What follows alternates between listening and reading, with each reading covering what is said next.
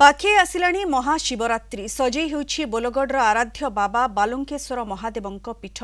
महाशिवरात्रि रे प्रभु धारण करिवे महाकाल बेश। नाना फुलरे सजई हेबे बाउंश निर्मित 4 फुट उच्चर शिवलिंग। राति दिन एक करी प्रस्तुति रे लागि पड़िछंती बोलगढ़ सुमन महाराणा। किया केतकी गयस अरख दुर्दुरा पुष्प जोगाड़ करी बाउंश निर्मित शिवलिंग रे सजई करिवे महाकाल बेश। सुमन जेतिकी उत्साहित अछंती तांकठारु अधिक उत्साहित बोलगढ़वासी। मोर गोटे मानसिक थिला ए मानसिक रे लिंग तैयारी करी बाबा समर्पण करा जिवो। एथिरे विभिन्न प्रकार पुष्प लागि हबो जेपरि केतकी पद्म टराट टराट गोलाप आउ केतकी फूल राचित करा जिवो। आगामी महाशिवरात्रि दिन बाबा को अर्पण करा जिवो। 15 दिन 20 दिन पाखापाखि लागिलेनी ए कार्य रे आहुरी 4 दिन लागिवो। 15 दिन हेब मु देखिया को मिलुची जे मु जेबे ए रास्ता रे मो घर को जाए तेबेले सुमंत महाराणा जे कि तांकर जाति होउची से जने महाराणा परिवार रो।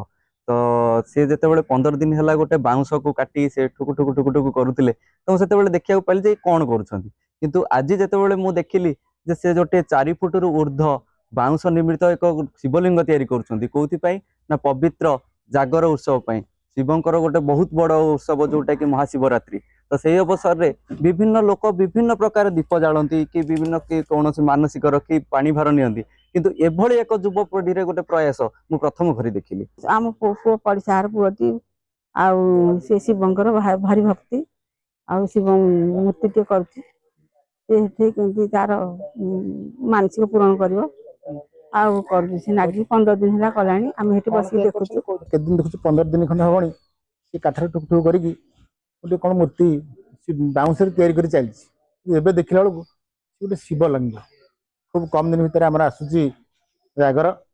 जागर रे आशा रखीचु कौ दिन से शिवलिंग माने आमर बालुंकेश्वर अच्छा बोलगढ़ आराध्य देवता शिव ठाकुर 15 दिन भितर जो आमर 14 तारिख जो आसंता 14 तारिख जागर हवा जाऊँगी से दिन आशा रखीचु जे ये शिवलिंग केमती केतकी सजई हेबे आशा रखीचु खूब सुंदर देखा जीवे।